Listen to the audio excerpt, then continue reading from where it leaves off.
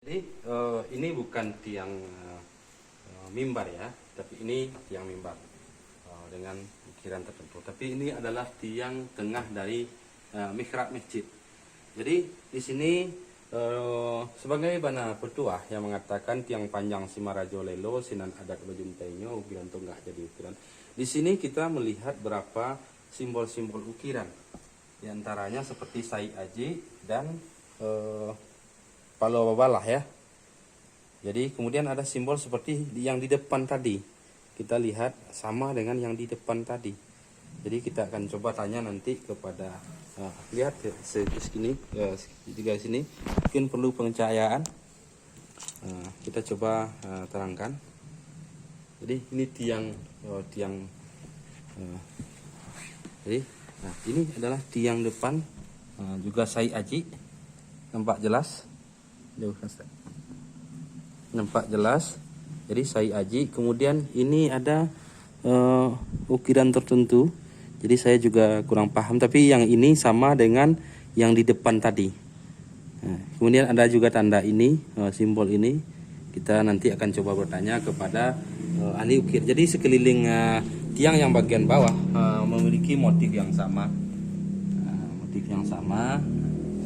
Kemudian kita naik ke atas, bagian atas pergelangannya ada pergelangan, kemudian ada mungkin ini nanas atau pucuk rabuang. Jadi kita akan mencoba bertanya nanti kepada yang ahlinya apa ini nama ukirannya. Kemudian kita coba naik ke atas. Jadi ini terlihat ini yang kubah masjidnya ya, mimbar masjidnya. Tapi ini adalah tiang tengah dari masjidnya, dari mimbar masjidnya. Jadi ini ya kayu, tempat kita lihat kayunya juga sama dengan jenis kayu yang digunakan di tiang masjid. Di antaranya seperti ini masih asli kekayuannya, tiang namun ini tiang tengahnya sudah diganti karena masyarakat mungkin kita kurang paham bagaimana kenapa dulu dipotong kemudian disambung kembali. Menurut cerita, sejak masjid ini di tiang tengahnya dibuang atau dipotong, apapun yang direncanakan oleh masyarakat atau jamaah atau penghuni masjid ini atau jamaah yang beribadah di masjid ini, apapun yang mereka rencanakan tidak pernah kecapaian.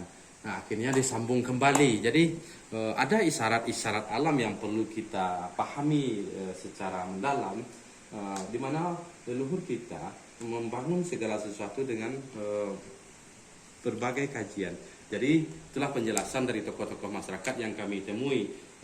Kenapa tiang tengah ini disambung kembali? Karena sejak dipotongnya tiang tengah ini, apapun yang mereka rencanakan tidak pernah terwujud atau tidak pernah kecapaian.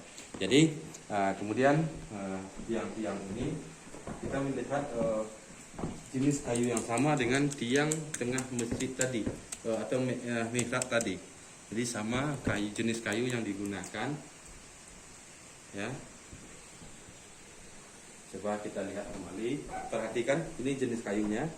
Jadi kita melihat kesamaan dengan jenis kayu yang dari tiang tengah mihrab masjid. Jadi sama dengan jenis kayu yang ini, yang dimana di bawahnya ada ukiran Sai Aji. Ada ini nanti kita coba tanyakan kepada tukang ukir ini apakah ini kalut paku atau bagaimana, kita akan mencoba tanyakan nanti kepada ahlinya.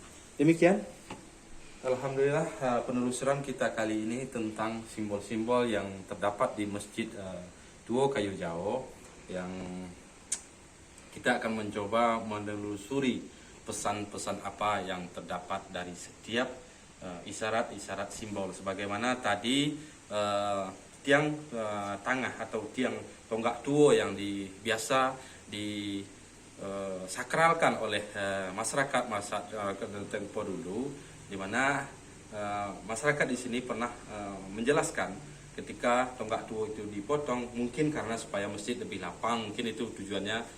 Namun semenjak itu apapun yang direncanakan tidak pernah terwujud. Kemudian tiang tengah itu disambung kembali. Demikian, semoga bermanfaat. Assalamualaikum warahmatullahi wabarakatuh.